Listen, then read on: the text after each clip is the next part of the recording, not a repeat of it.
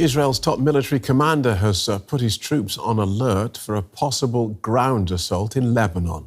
With hundreds of civilians killed in Israeli bombardments, the UN says 90,000 people in southern Lebanon have been displaced since Monday.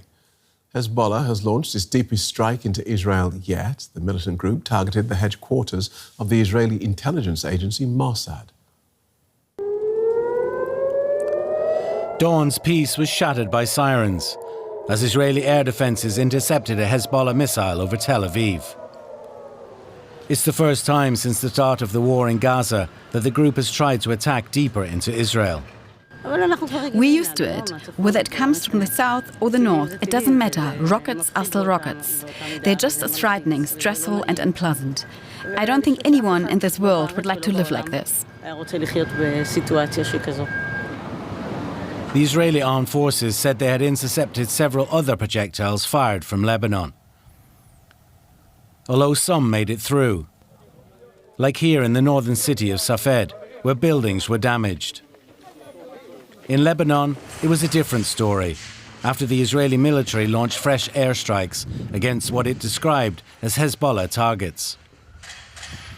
The Israeli army says Hezbollah is hiding weapons within the civilian infrastructure. Attacks also hit villages, like this one 25 kilometers north of Beirut, far from the Iran-backed militia's traditional strongholds. Lebanese authorities say there are casualties. The UN says more than 90,000 people have been displaced since Monday.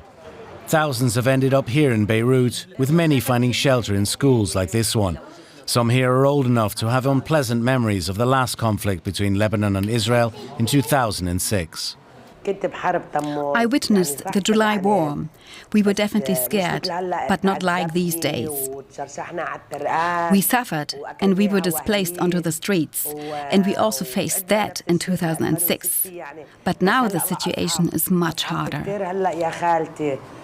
Despite the attacks back in southern Lebanon, others are determined to stay put and to continue their day-to-day lives, like here in the city of Tyre. The people who fled are from rural areas. There is nothing here. We won't leave. As you see, I'm selling vegetables and fruit, and people are buying and happy. We won't leave. This is our land. We are the rightful owners. Even if some had to flee to protect their children and family members, some have to stay in the town so the enemy does not think that it's empty. But with the Israeli military giving no indication of when its aerial bombardment might end, and Hezbollah showing no sign of stopping its own attacks, calls for de-escalation by the international community seem to be going unanswered. Now, Randa is director of the Conflict Resolution Programme at the Middle East Institute and a non-resident fellow at the Johns Hopkins Foreign Policy Institute. Welcome to DW. Simple question, but complicated. Is Israel trying to bomb Hezbollah into some sort of deal? Yes, they are. I mean, they have been reluctant to engage in an all-out war, as Hezbollah has been reluctant in an all-out war. There is a diplomatic deal on the table that the American envoy, Mr. Hochstein, has been working on for some time. Hezbollah has linked any kind of diplomatic deal on the Lebanon-Israel front to a deal, to a ceasefire deal in Gaza. And the Israelis, especially the Israeli Prime Minister, has been reluctant to endorse a Gaza ceasefire deal. And in fact, what he wants is a separate deal on the Lebanon-Israel front. Right. So, given that, and given what you were saying about the Hochstein deal, now we understand that the Israeli Chief of Staff has told his troops to prepare to go in to Lebanon. So the tension goes up. Does it look as though the Hochstein deal is dead, or is it just part of the pressure? I think for now it's part of the pressure.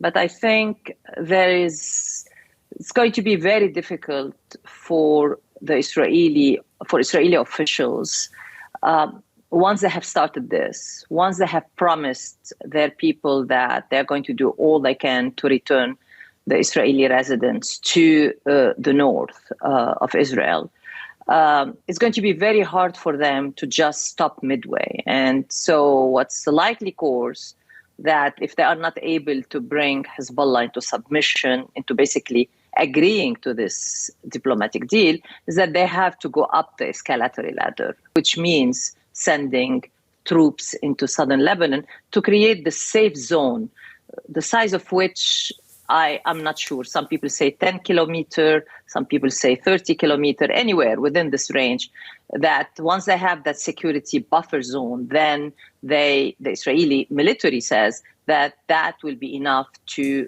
prevent Hezbollah from sending rockets into northern Israel. So why go up that escalatory ladder, as you put it? Why fight a war in Gaza and then turn your attention to the north of the country and say, OK, we will keep bombing there to create this buffer zone, put our people in there, and they will know no peace for the next decade, presumably? Exactly. Past precedents of Israeli incursion into southern Lebanon in the 70s, in the 80s, eventually leading to unilateral Israeli withdrawal in 2000 from the south, have not been good for Lebanon. And in fact, any Israeli ground incursion is going to, be advantageous to Hezbollah. It will enable it to bring, its right to regroup.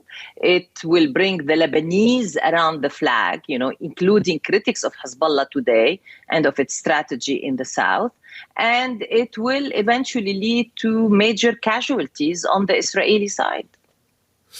Meanwhile, what is your understanding of the Biden administration's position on this Israeli escalation in Lebanon? Well, there are now reports that they are working on a temporary ceasefire between Hezbollah and Israel.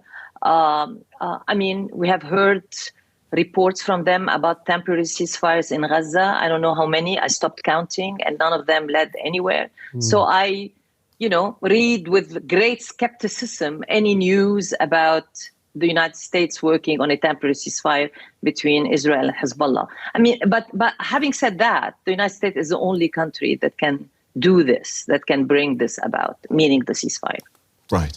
I want you to listen to something the Lebanese foreign minister said yesterday in response to Joe Biden's assertion to the General Assembly that a diplomatic solution in the Middle East is still possible, despite this escalation. It was not strong, it is not promising, and it would not solve the Lebanese problem. We need to solve, we can't continue like this in the situation that we are in today. The more we think about it, is the United States is the key to our, I would say, salvation, if I can use this word. Okay, so you've already said the US is the only country the only external country that can bring this about. But with an election on the way and a change of president set, are either of the two candidates likely to bring about the sort of influence to bear that is necessary? I think we have to look at the stakes for the United States in the conflict in Gaza versus the stakes for the United States in the conflict in Lebanon. They are very worried that a major escalation on the Lebanese-Israeli front might drag Iran and eventually into the war as Iran coming to the rescue of Hezbollah. If things escalate dramatically and basically Hezbollah's raison d'etre is threatened, then with Iran entering into the war, you are going to have this regional war, which the United States has been trying and so far successfully has been, has been successful at avoiding. And so I think you are going to see more pressure being exerted by the American administration on the Israeli prime minister to agree eventually to some kind of ceasefire. It's not going to be the same pressure that it has been so far exercised on the Gaza side. And why do you think we haven't heard more from Iran about this Israeli escalation against its proxy? We have heard from the Iranian president, who is attending the United Nations General Assembly in New York, from their current foreign minister. And both of them have basically said, we don't want a regional war, meaning Iran does not want a regional war. Both of them has blamed, Israel for the escalation, saying that the root cause of the conflict is basically Israel's refusal to resolve Gaza, to agree to a ceasefire in Gaza. But both of them also said that we are not going to stand by if Hezbollah is, in a way, facing critical situations. But at the same time, both of them saying that they think until now Hezbollah will be able to mount a credible defense or mount defense on its own without Iranian help.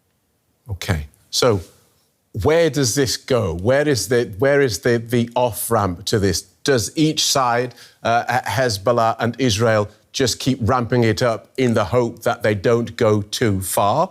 Or does it become a war?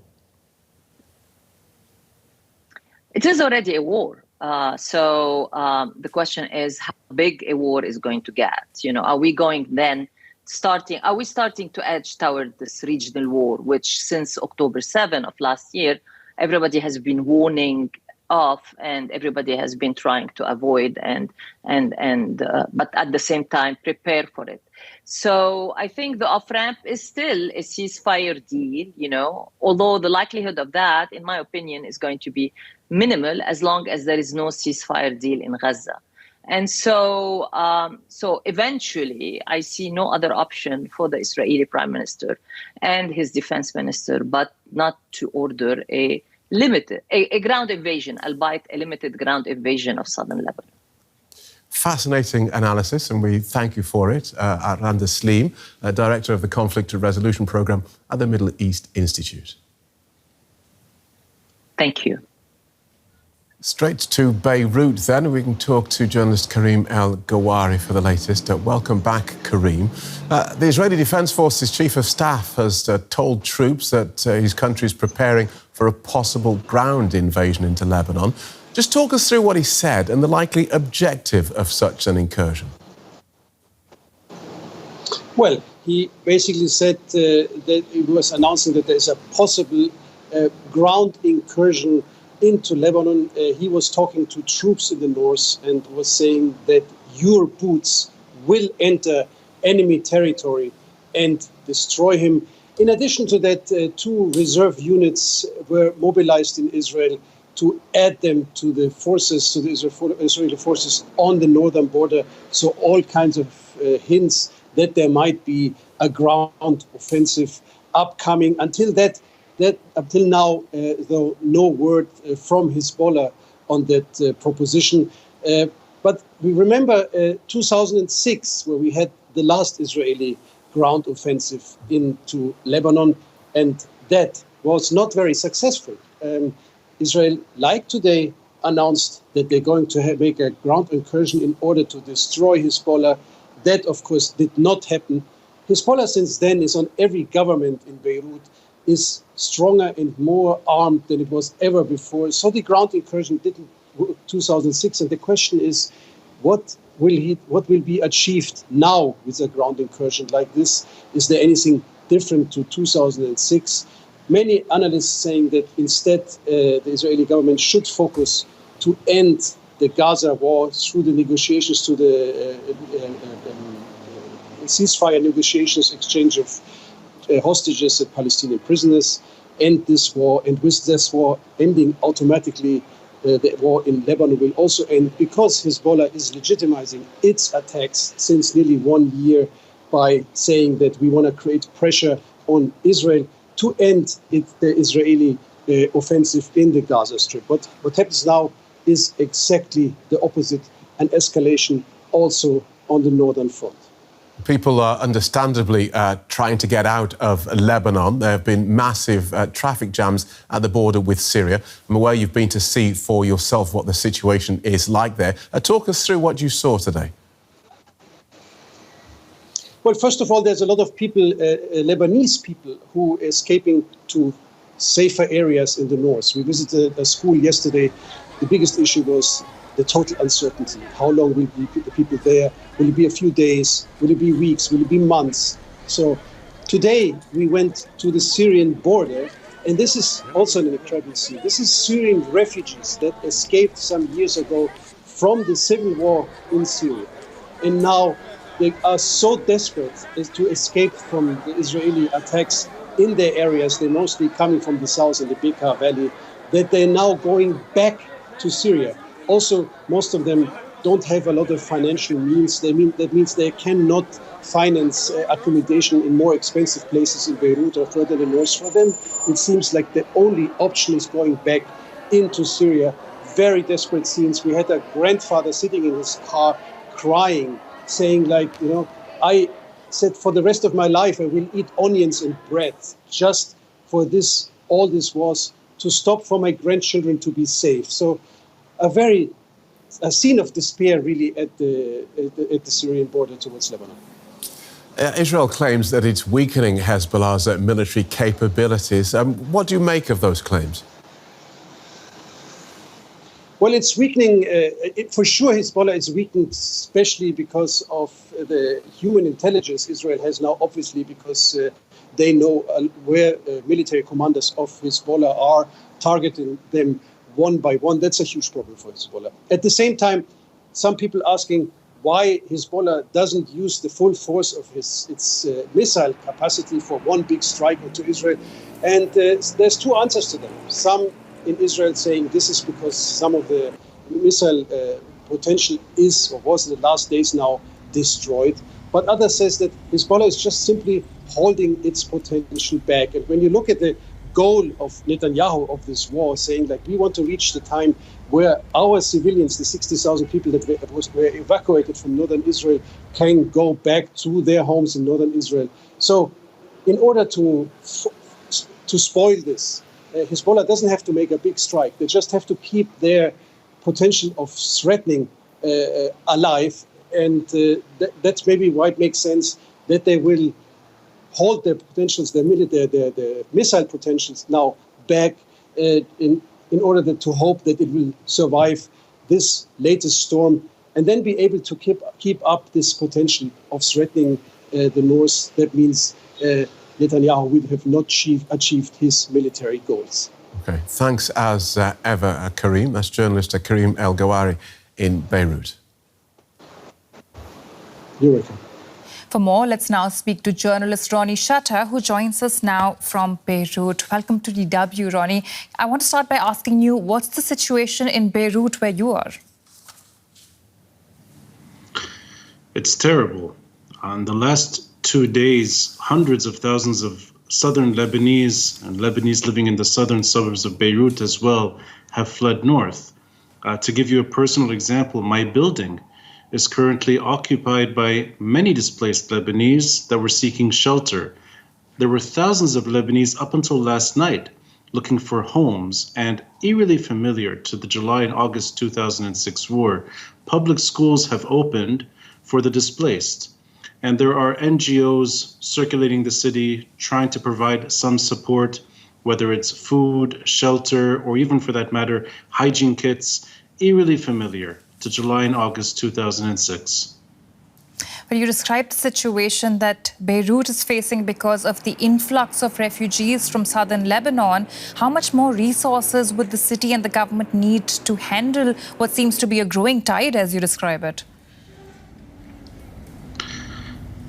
I think it's impossible for the state to cope with this. And the reason I'm saying that is because Lebanon's institutions have largely failed. Pre-war, and the economic collapse of the last 5 years, following the port blast in August 2020, and the severe crippling political paralysis with a caretaker government not doing its job and a presidential vacuum, there is no impetus for the state to do more or even able to do more at this critical juncture. But that said, the only serious measure taken, which was very last minute, was to open public schools. And that has housed most of the Lebanese that were on the streets last night, looking for homes. But beyond that, civil society in this country steps in whenever there's a crisis, whether it's this war or earlier wars, or whether it's simple taking on services the state cannot do. Civil society does step in, and they're doing remarkable work today. You described the drastic situation that the Lebanese have been dealing with for the last 5 years, and that the caretaker government is ill-equipped. We hear from Hezbollah, we hear from Israel, but is the Lebanese government going to say anything or do anything specifically about this crisis? I appreciate this question, and I'll answer it in several ways if possible. At least, first and foremost, on the diplomatic front, which is Lebanon does not have an independent role in this war. And when I say Lebanon, I mean the Lebanese state, as it's meant to adjust itself to crises and best serve Lebanese interests. We don't have that. There is no Lebanese government actor circling the globe, going to meetings, whether it's at the UN or various capitals, trying to bring a ceasefire that's good for Lebanon. What we have instead is a Lebanese government that best echoes Hezbollah's primary concerns on the global stage. This is unlike 2006, when there was a government that was by and large opposing Hezbollah's security interests in Lebanon. The government played that role in 2006. That war ended fairly quickly, and it helped bring about a ceasefire resolution that we talk about all the time, which is UN Security Council Resolution 1701. There is nothing like that today. The Lebanese government is a messenger for Hezbollah. Now that's on the diplomatic level. In terms of governance, Lebanon's government is failing. Lebanon's government has been paralyzed for years. The Lebanese government is not involved in emergency situations beyond last-minute planning, and I'll make it even more reflective of the situation. My understanding is that they postponed an emergency session during an emergency. I think that best reflects where we are. Now, that's on the governance level. In terms of how people are reacting, people in Lebanon opened their doors. And this is despite whether there are sympathizers to Hezbollah or opponents to Hezbollah coming north. They are civilians, and Lebanese have, once again, like they've done in the past, opened their doors to civilians seeking shelter. It's Lebanese citizens at the end of the day that are carrying the burden, not just in terms of support, but paying the price as well for this ongoing war between Hezbollah and Israel. Journalist Ronnie Chatah in Beirut, many thanks for that clear analysis. My pleasure.